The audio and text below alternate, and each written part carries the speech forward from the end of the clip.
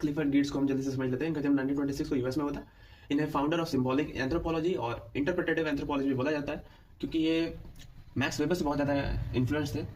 इन्होंने thick description की theory दी और इसमें बोलते हैं कि सिर्फ क्या हो रहा है सोसाइटी में या किसी कल्चर में, इसको बोल देना काफ़ी नहीं है। आप उनका जो कोई भी चीज़, अगर कोई भी इवेंट हो रहा है, उसका कॉन्टेक्स्ट क्या है, कोई भी एक्शन, सोशल एक्शन है, उसका कॉन्टेक्स्ट क्या है, ये सब भी आपको समझाना पड़ेगा। इसमें एग्जांपल देते हैं विंक और ब्लिंक से। तो इसमें वो बोलते हैं कि सिर्फ ये लिख देना कि कोई आंख मार रहा है, इतना काफ़ी नहीं है। अगर कोई आंख मार रहा है तो उसका मतलब क्या है, उसका कॉन्टेक्स्ट क्या है, ये भी आपको समझाना पड़ेगा। या फिर हैबिट्स, किसी की कोई हैबिट्स है, वो हैबिट्स का उसका क्या स्पेसिफिक कॉन्टेक्स्ट है, या किसी को कॉपी कर रहा है तो उसका मतलब क्या है।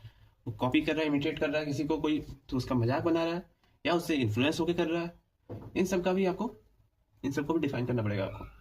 एपोकलिज्म की बात करते हैं। इसमें वो बोलते हैं कि जैसे सोसाइटी अलग अलग टाइप से, अलग अलग युगों से गुजरी है अभी हजारों सालों में, तो उन सब से हम सबको अलग अलग इपॉक्स में डिवाइड करके, अलग अलग युगों में डिवाइड करके स्टडी करना चाहिए। और जो बोलते हैं अभी का जो करंट का जो जो सोसाइटी है, वो पहले से जितनी जो एंशियंट टाइम में या फिर मिडिवल टाइम में जितनी भी सोसाइटीज थी, उन सबसे डिफरेंट है। सबसे ज़्यादा चेंजेस हमको अभी के सोसाइटी में देखने को मिलती है, मॉडर्न सोसाइटी में। कल्चर को उन्होंने as a web of symbol बोला, क्योंकि वे बोलते, इसमें ये बोलते कि man is animal suspended in web of significance he himself has spun. क्या मतलब हुआ इसका? जो भी इंसान है अभी का, वो कल्चर का एक ऐसा जाल बुन लिया है जो उसी में वो फंसा हुआ है, उसी के बाहर नहीं जा सकता वो। और कल्चर को उन्होंने ये बोला कि वेब ऑफ सिंबल है, पूरे सिंबल का जाल है वो, अलग अलग सिंबल्स, जेस्चर्स, साइंस, सिंबल्स, इसी को इन्होंने सिम्योटिक थ्योरी ऑफ कल्चर में बताया।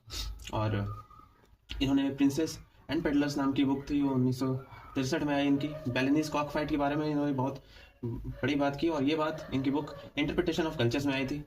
द रिलीजन ऑफ जावा नाम की बुक इनकी 1960 में आई थी। इन्होंने फील्ड वर्क्स अलग अलग जगह किए, बाली में, जावा में, मोजुकोतो में, जो कि इंडोनेशिया में आते थे, इंडोनेशियन आइलैंड से। और इन्होंने मोरक्को में भी स्टडी किया, फील्ड स्टडी।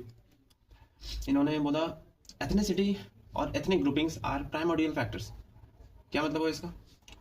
इन्होंने बोला जो अभी के जो जो लोग हैं, जो जिस भी एथनिसिटी से बिलोंग करते हैं, उन सब का जो अपनी खुद की एथनिसिटी होती है या एथनिक ग्रुपिंग होती है, उनके लिए इमोशनल कनेक्शन होता है। क्योंकि बाकी सब जैसे सोशल बिहेवियर आपका सोशलाइजेशन के बाद आता है, लेकिन आपकी जो, आपका जो स्किन कलर है, आपका जो फेस स्ट्रक्चर है, आपका जो कद काठी है, नाक है, ये सभी आपको बायोलॉजिकली आपके एथनिक ग्रुप से ही मिल जाती है, तो आप उससे ज़्यादा कनेक्टेड होते हैं। बाकी सब तो चीज़ें तो सोशलाइजेशन के बाद आती है।